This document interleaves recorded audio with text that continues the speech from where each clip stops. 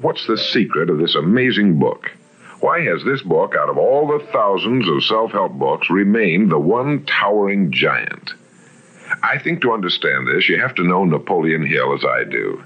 He certainly was not the first man to be appalled at the poverty and seemingly endless struggle and lack of direction he saw about him as a boy and as a young man, nor was he the first to write on the subject.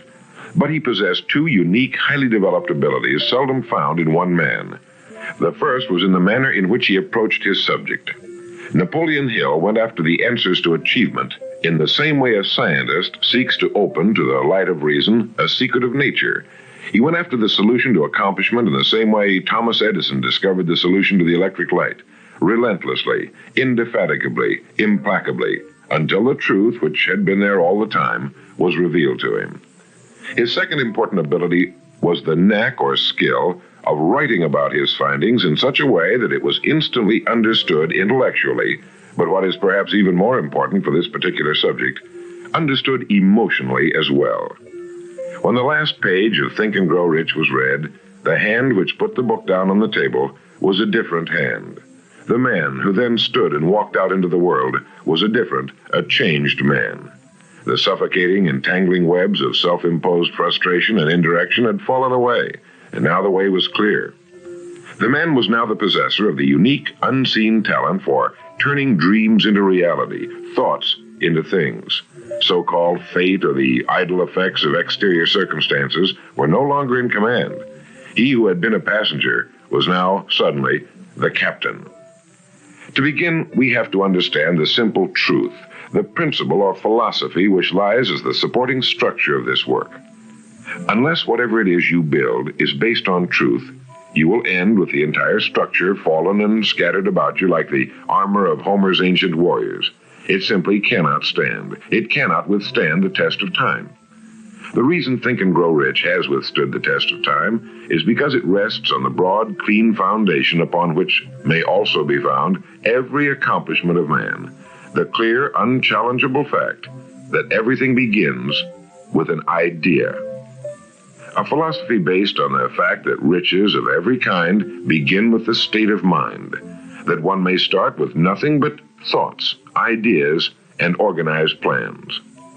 Thoughts are things, incredibly powerful things, when mixed with definiteness of purpose, persistence, and a burning desire for their translation into material objects or riches, riches being whatever it is you happen to want.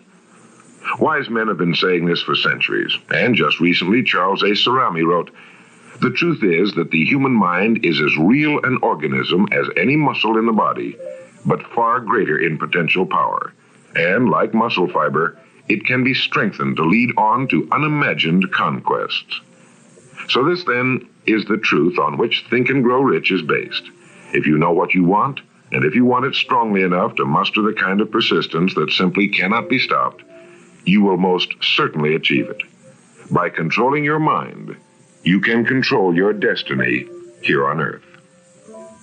With this as our foundation, let's talk about Napoleon Hill's famous 13 proven steps to riches as found in his book, Think and Grow Rich, remembering, of course, that riches are whatever it is you happen to want.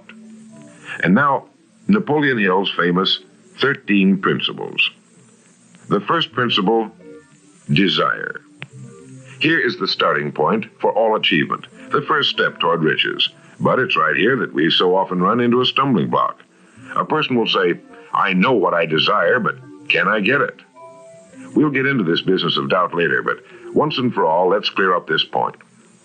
This point of whether or not you can accomplish that which you desire with all your heart. I think it was best expressed by Emerson, who wrote, "There is nothing capricious in nature, and the implanting of a desire indicates that its gratification is in the constitution of the creature that feels it." In other words, you would not have the desire unless you were capable of its achievement. Each of us has a built-in governor, and our desires are modified by our abilities and leanings.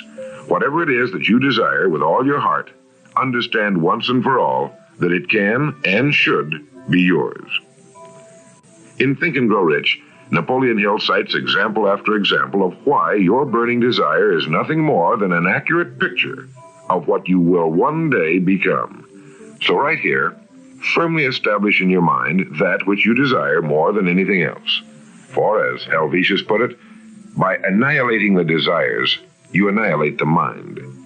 Every man without passions has within him no principle of action, nor motive to act. A good way to determine whether or not you really have a burning desire is to examine the way you go after it. If you go after that which you think you desire tentatively, timidly, in an attempt to play it safe, you don't have a burning desire at all. You can't get to second base if you keep one foot on first.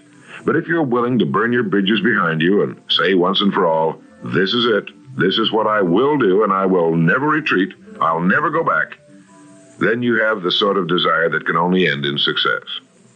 It takes that kind of resolve to be able to keep picking yourself up after the falls you're bound to take. The only people who don't make mistakes are those who never try anything. The timid feeders in the lagoon who never venture into the broad, deep sea beyond. While these principles will work for anything you may want, a more harmonious home life, a more successful career, for our example, let's say your desire happens to be more money, to better care for your family and provide for your future years, to get your share of the prosperity that lies ahead. Napoleon Hill gives us 6 definite, practical steps to follow. 1. Fix in your mind the exact amount of money you desire. It is not sufficient merely to say, I want plenty of money. Be definite as to the amount. There's a psychological reason for definiteness, which will be described in a subsequent principle. Number 2. Determine exactly what you intend to give in return for the money you desire. There's no such reality as something for nothing. 3. Establish a definite date when you intend to possess the money you desire. And 4. Create a definite plan for carrying out your desire and begin at once, whether you're ready or not, to put this plan into action. 5. Write out a clear, concise statement of the amount of money you intend to acquire, name the time limit for its acquisition, state what you intend to give in return for the money, and describe clearly the plan through which you intend to accumulate it. 6. Read your written statement aloud twice daily, once just before retiring at night and once after arising in the morning. As you read, see and feel and believe yourself already in possession of the money, or whatever your goal happens to be.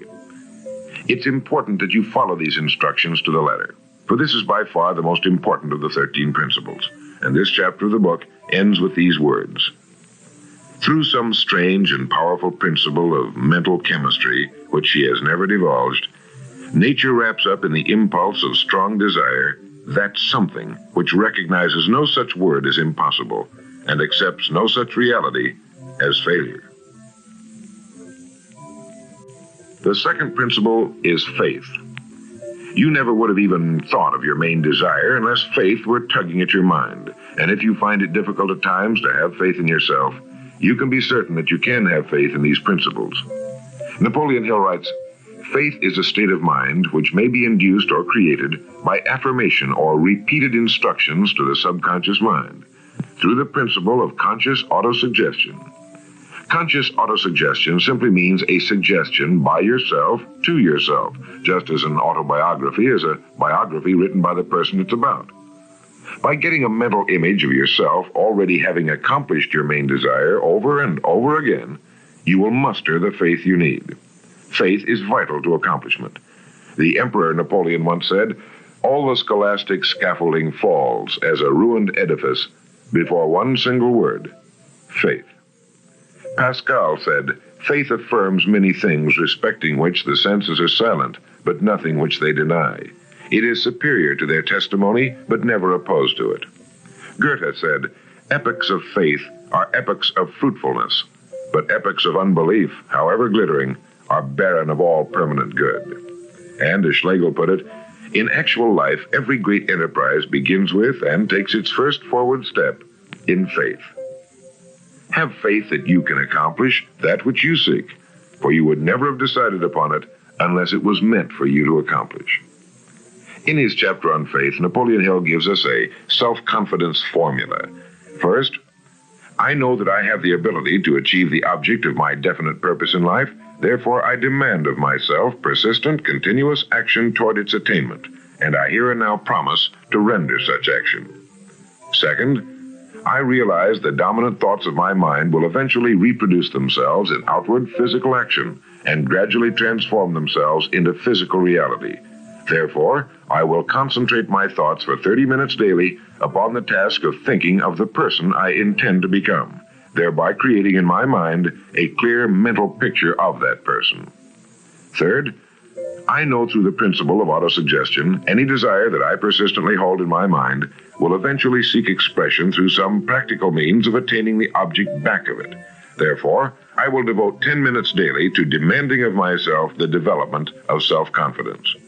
Fourth, I have clearly written down a description of my definite chief aim in life, and I will never stop trying until I have developed sufficient self-confidence for its attainment.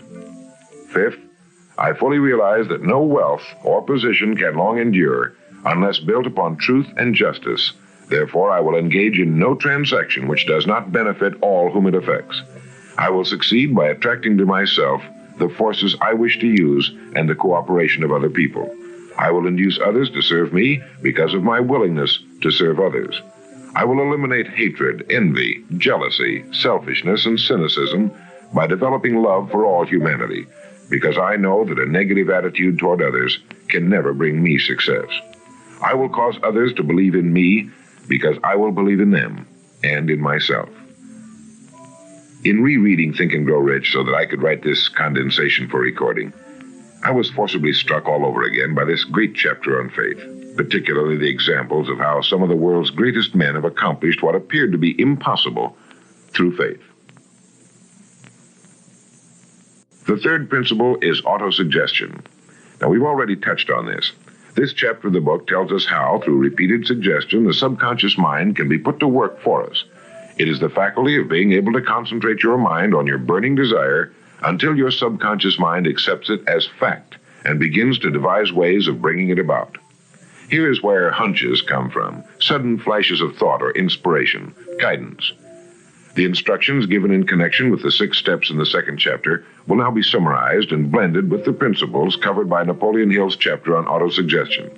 First, go into some quiet spot, perhaps in bed at night, close your eyes and repeat aloud, so you may hear your own words, the written statement of the amount of money you intend to accumulate, or a careful reaffirmation of whatever your goal happens to be, the time limit for its accumulation, and a description of the service or merchandise you intend to give in return for the money. As you carry out these instructions, see yourself already in possession of your goal. For example, suppose that you intend to accumulate $50,000 by January 5 years from now, that you intend to give personal services in return for the money in the capacity of a salesman. Your written statement of your purpose should be similar to the following. By the first day of January, I will have in my possession $50,000, which will come to me in various amounts from time to time during the interim. In return for this money, I will give the most efficient service of which I am capable, rendering the fullest possible quantity and the best possible quality of service in the capacity of salesman of, and here describe the product or service you intend to sell or whatever it is you do for a living. It goes on. I believe that I will have this money in my possession. My faith is so strong that I can now see this money before my eyes. I can touch it with my hands. It is now awaiting transfer to me at the time and in the proportion that I deliver the service I intend to render in return for it. I am awaiting a plan by which to accumulate this money, and I will follow that plan when it is received. Second, repeat this program night and morning until you can see in your imagination the money you intend to accumulate. Third, place a written copy of your statement where you can see it night and morning and read it just before retiring and upon arising until it's been memorized. As you carry out these instructions, you are applying the principle of autosuggestion. The fourth principle is specialized knowledge. It is here that I think Napoleon Hill makes a very important point.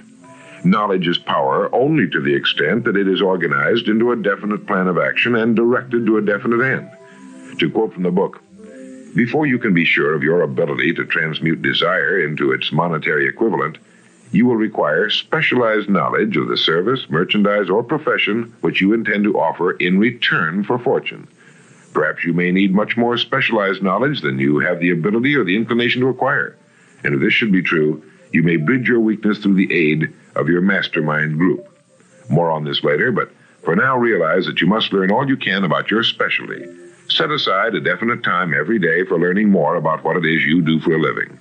Take the courses that are offered on your subject and associate with men who know your business well.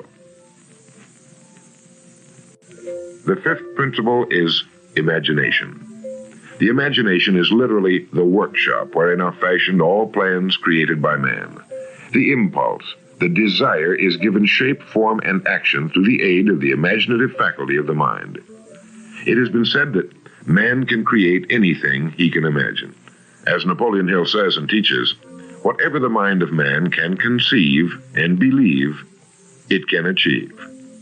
Man's only limitation within reason lies in his development and use of his imagination and subsequent motivation to action. The great leaders of business, industry, finance, and the great artists, musicians, poets, and writers became great because they developed the power of self-motivation. Incidentally, one of the best books ever put together on this subject, if not the greatest, is Success Through Positive Mental Attitude by Napoleon Hill and W. Clement Stone. I suggest you get a copy from your bookstore at your earliest convenience. As you go about your daily work, think constantly of ways in which it could be done better, more efficiently. Think of the changes that are inevitable. Can they be made now? And if you feel limited, remember the words of the late Frank Lloyd Wright. He said, "The human race built most nobly when limitations were greatest, and therefore when most was required of imagination in order to build it all." Limitations seem to have always been the best friends of architecture. As you build your future from this point onward, don't concern yourself with limitations, but remember that they may be your best friends, since they require imagination if we're to rise above them. And as Beecher said, the soul without imagination is what an observatory would be without a telescope. The sixth principle is organized planning. You have decided on your desire, your goal. Now let's organize the plan for its accomplishment, right on schedule. Let me quote again from Think and Grow Rich. You have learned that everything man creates or acquires begins in the form of desire. The desire is taken on the first lap of its journey from the abstract to the concrete in the workshop of the imagination, where plans for its transition are created and organized. Earlier, you were instructed to take 6 definite practical steps as your first move in translating the desire for whatever you want into its physical equivalent. One of these steps is the formation of a definite practical plan or plans through which this transformation may be made. 1. Ally yourself with one or more persons, a group of as many people as you may need for the creation and carrying out of your plan or plans for the accumulation of the money you've established as your goal. Making use of the mastermind principle. This is important. 2. Before forming your mastermind alliance, decide what advantages and benefits you may offer the individual members of your group in return for their cooperation. No one will work indefinitely without some form of compensation, although this may not always be in the form of money. 3. Arrange to meet with the members of your mastermind group at least twice a week, and more often if possible, until you have jointly perfected the necessary plan or plans for the accomplishment of your goal. 4. Maintain perfect harmony between yourself and every member of your mastermind group. Keep in mind these facts. First, you're engaged in an undertaking of major importance to you. To be sure of success, you must have plans which are faultless. Second, you must have the advantage of the experience, education, native ability, and imagination of other minds. This is in harmony with the methods followed by every person who has risen above the average. Work at this until you have a well-executed, formal plan for reaching your objective. In this way, you're never confused or wondering what you should do next. Every morning you know exactly what you're going to do and why. It is in this chapter of Think and Grow Rich that Napoleon Hill gives us his 11 qualities of leadership. 1. Unwavering courage. 2. Self-control. 3. A keen sense of justice. 4. Definiteness of decision. 5. Definiteness of plans. 6. The habit of doing more than paid for. 7. A pleasing personality. 8. Sympathy and understanding. 9. Mastery of detail. 10, willingness to assume full responsibility, and 11, cooperation. The chapter on organized planning is one of the largest and most important in the book. It goes without saying that a man without a plan to follow is like a ship without a course. No place to go, with disaster a probability. The seventh principle, decision. The mastery of procrastination. To quote, accurate analysis of over 25,000 men and women who had experienced failure disclosed the fact that lack of decision was near the head of the list of the 30 major causes of failure. This is no mere statement of a theory, it is a fact. Procrastination, the opposite of decision, is a common enemy which every man must conquer.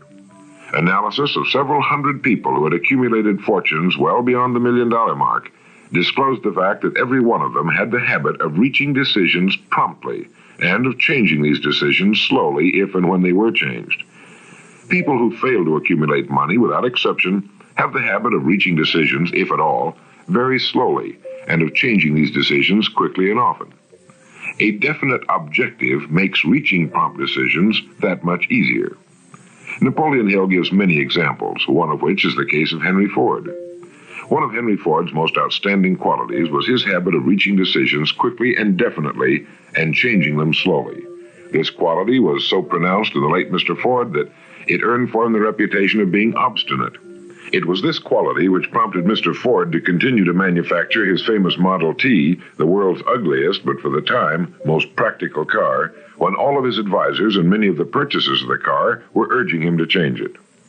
Perhaps he delayed too long in making the change, but the other side of the story is that his firmness of decision yielded a huge fortune before the change in model became necessary, and the company is certainly none the worse for it today. When you make up your mind, stay with it.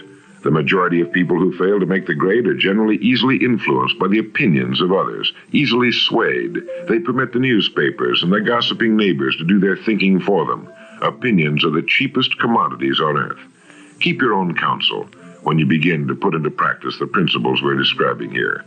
By reaching your own decisions and following them, take no one into your confidence except the members of your mastermind group, and be very careful in your selection of this group, that you choose only those who will be in complete sympathy and harmony with your purpose.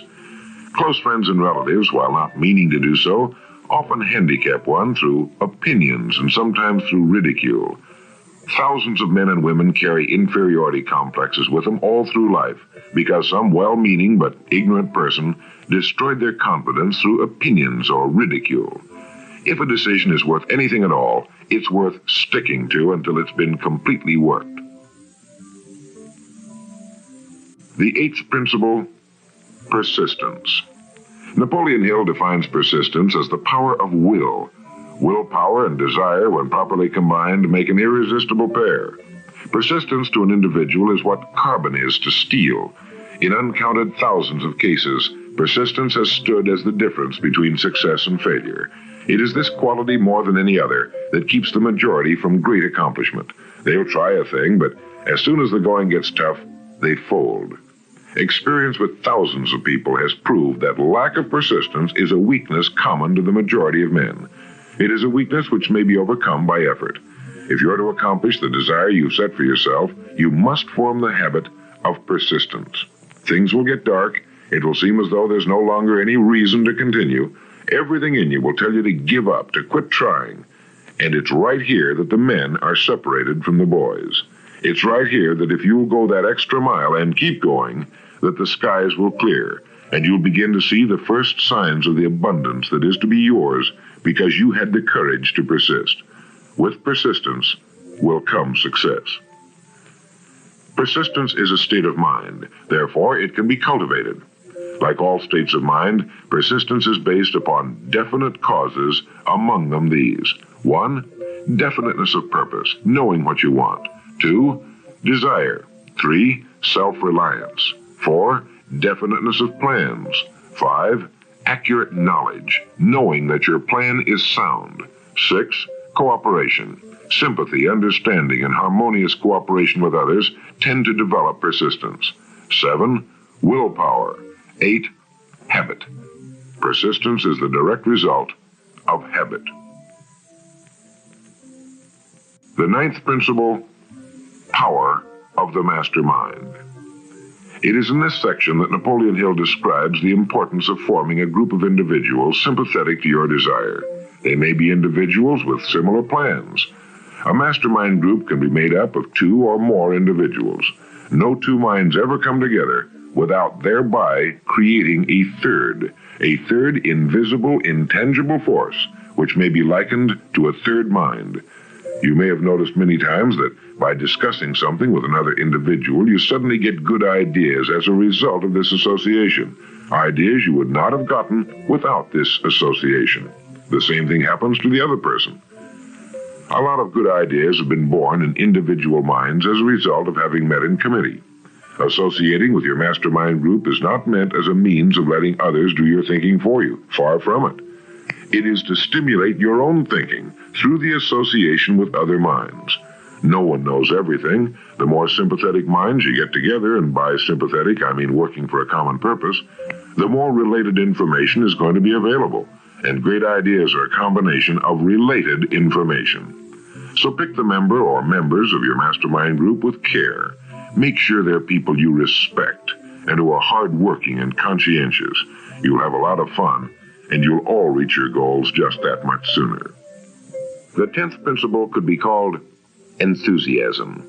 That is, the enthusiasm that comes from the channeling of all bodily drives into positive, worthwhile outlets. It is in this chapter that Napoleon Hill describes the importance of the woman, the one and only woman, in the achievement of a worthwhile goal. It seemed quite significant to Mr. Hill that practically every great leader was a man whose achievements were largely inspired by a woman. When things get tough, and you can count on it, they will, you may be deserted by what you thought were friends. But if you've got a good woman, you'll never be alone. She'll be willing to start over again if necessary, and she'll give you the new enthusiasm that comes through her faith in you. Having someone to love is having someone to share your success and accomplishments, to give you the praise that all of us need from time to time. A man can become successful without a wife and family, but all the real joy is taken out of it. Take care of your wife and children as your greatest possessions. The 11th principle has to do with the subconscious mind. The subconscious mind consists of a field of consciousness in which every impulse of thought that reaches the objective mind through any of the 5 senses is classified and recorded, and from which thoughts may be recalled or withdrawn as letters may be taken from a filing cabinet. It receives and files sense impressions or thoughts, regardless of their nature. You may voluntarily plant in your subconscious mind any plan, thought, or purpose which you desire to translate into its physical or monetary equivalent. The subconscious acts first on the dominating desires which have been mixed with emotional feeling, such as faith. Your subconscious mind works night and day. Through a method of procedure unknown to man, the subconscious mind draws upon the forces of infinite intelligence for the power with which it voluntarily transmutes one's desires into their physical equivalent, making use always of the most practical media by which this end may be accomplished. You cannot entirely control your subconscious mind, but you can voluntarily hand over to it any plan, desire, or purpose which you wish transformed into concrete form.